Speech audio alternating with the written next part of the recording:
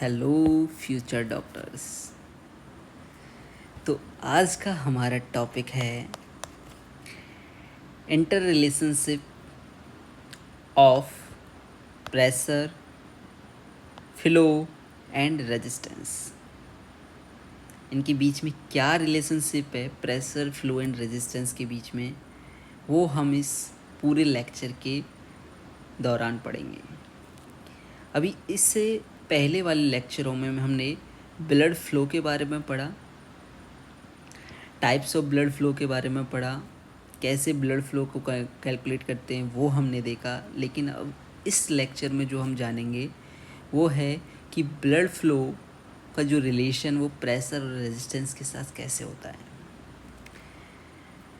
सबसे पहली बात, blood flow determined by two factors. With the help of two factors we determine the blood flow. One is pressure gradient, जिसको pressure difference भी कह सकते हैं, also called pressure difference. And second is vascular resistance, या फिर इसको resistance भी बोल सकते हैं। फर्स्ट इज प्रेशर ग्रेडियंट, या इसी को बोलते हैं pressure difference. What is pressure gradient या प्रेशर डिफरेंस? तो pressure difference of the blood between the two ends of the pressure difference of the blood. Pressure gradient क्या होता है? ये प्रेशर डिफरेंस होता है ऑफ द ब्लड का between the two ends of the blood vessels. यदि एक blood vessel आपको एक ड्रॉ करूँ मैं, तो इसके ये टू एंड्स हैं, इसका वन एंड का प्रेशर P1 है और दूसरे का P2 है। तो इसका जो प्रेशर डिफरेंस होगा या प्रेशर ग्रेडियंट होगा वो क्या होगा? P1 minus P2। Pressure gradient या प्रेशर डिफरेंस होता है is the force that push the blood through the blood vessels. तो ये प्रेशर ग्रेडियंट का इम्पोर्टेंस भी समझ सकते हो कि ये प्रेशर ग्रेडियंट ही होता है जिसकी वजह से जो ब्लड होता है ब्लड वेसल के अंदर का पुश होता है। तो एक फोर्स की तरह का एक्ट करता है, फोर्स होता है जो पुश करता है ब्लड को into the blood vessels. Second factor जिससे हम ब्लड फ्लो को डिटरमाइन करते हैं वो है वैस्कुलर रेजिस्टेंस।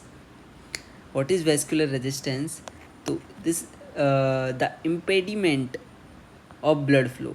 इम्पेडिमेंट एक तरह से कह सकते हो बाधा होती है, यानी कि या रुकावट होती है of blood flow through the blood vessels is called vascular resistance.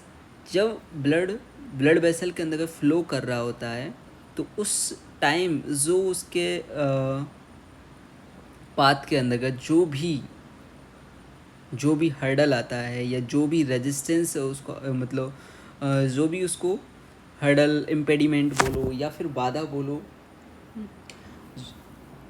Feel होता है, उसको बोलते हैं वैस्कुलर रेजिस्टेंस। रुकावट जो आती है उसके अंदर का ब्रेक आता है, उसी को बोलते हैं vascular resistance. Resistance occur as a result of friction between the flowing blood and the intra vascular endothelium. ये रेजिस्टेंस क्यों पैदा होता है, क्यों वैस्कुलर रेजिस्टेंस प्रोड्यूस हुआ? तो इसका रीज़न है कि जब ब्लड वेसल के अंदर फ्लो होता है तो फ्रिक्शन होता है between the blood and intravascular endothelium, जिसकी वजह से रेजिस्टेंस होता है तुम्हारा जनरेट होता है। There are two types of vascular resistance.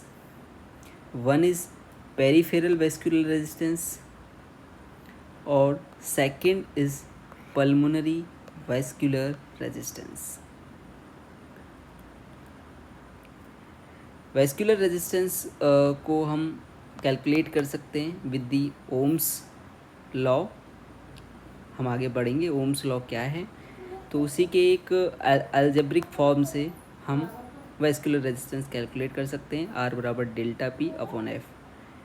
इसको हम इन डिटेल और बताएंगे। अभी इतना याद रख लीजिए कि वैस्कुलर रेजिस्टेंस निकालने के लिए भी हमारे पास एक फार्मूला है, R बराबर delta P upon F, where R is a vascular resistance, delta P is a pressure difference या प्रेशर ग्रेडियंट और F is a blood flow. या रेट ऑफ ब्लड फ्लो। ठीक, अभी जो बात कर रहे थे हम ओम्स लॉ, ओम्स लॉ क्या आता है?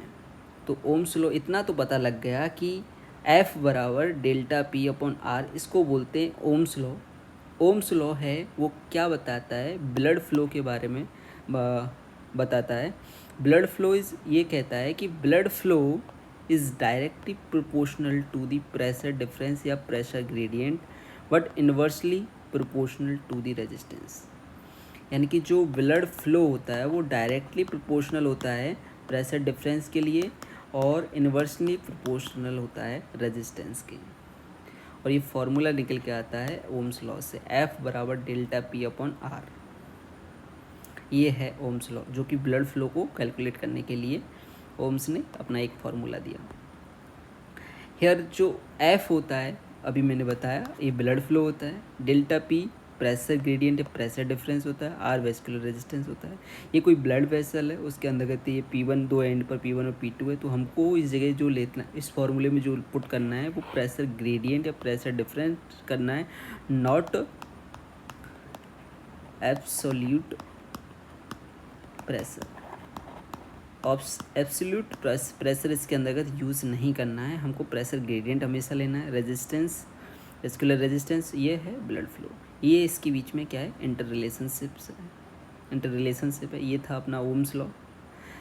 ओम्स लॉ के other algebraics forms of the Ohm's law यदि देखना चाहें तो हमने क्या देखा? फ्लो देखा, F बराबर डेल्टा पी अपॉन आर। तो यहाँ से आप डेल्टा पी बराबर F इंटू आर भी हो सकता है और आर भी हो सकता है डेल्टा पी अपॉन एफ। अभी मैंने बताया कि जब वेस्कुलर रेजिस्टेंस जब हम डिस्कस कर रहे थे तो बताया आर बराबर डेल्टा पी अपॉन एफ होता है। यहाँ से हम वेस्कुलर रेजिस्टेंस निकाल सकते थे।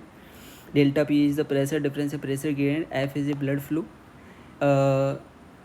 यहाँ एक चीज़ है, एक डेफिनेशन बनती है 1 PRU, 1 पेरिफेरल रेजिस्टेंस यूनिट। यदि if pressure difference is 1 mm of Hg and blood flow is 1 ml पर सेकेंड, देन तब जो वेस्कुलर रेजिस्टेंस आएगा वो 1 PRU के बराबर आएगा, पेरिफेरल रेजिस्टेंस यूनिट। मैंने बताया दो टाइप के वेस्कुलर रेजिस्टेंस होते हैं, एक तो पेरिफेरल वेस्कुलर रेजिस्टेंस, एक पल्मोनरी वेस्कुलर रेजिस्टेंस। जब जो pressure difference 1 mm of Hg और ब्लड फ्लो 1 मिलीलीटर पर सेकेंड होगा, तब हमारा जो वेस्कुलर रेजिस्टेंस आएगा वो पेरिफेरल वेस्कुलर रेजिस्टेंस के बराबर होगा, 1 PRU इन जनरल होता है। तो इस लेक्चर में हमने क्या देखा?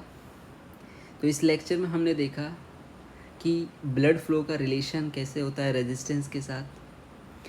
ब्लड फ्लो का रेजिस्टेंस के साथ क्या रिलेशन होता है, ये चीज़ हमने देखा। ओम्स लॉ इसके अंदर देखा, उसकी एल्जेब्रिक्स फॉर्म्स हमने देखी।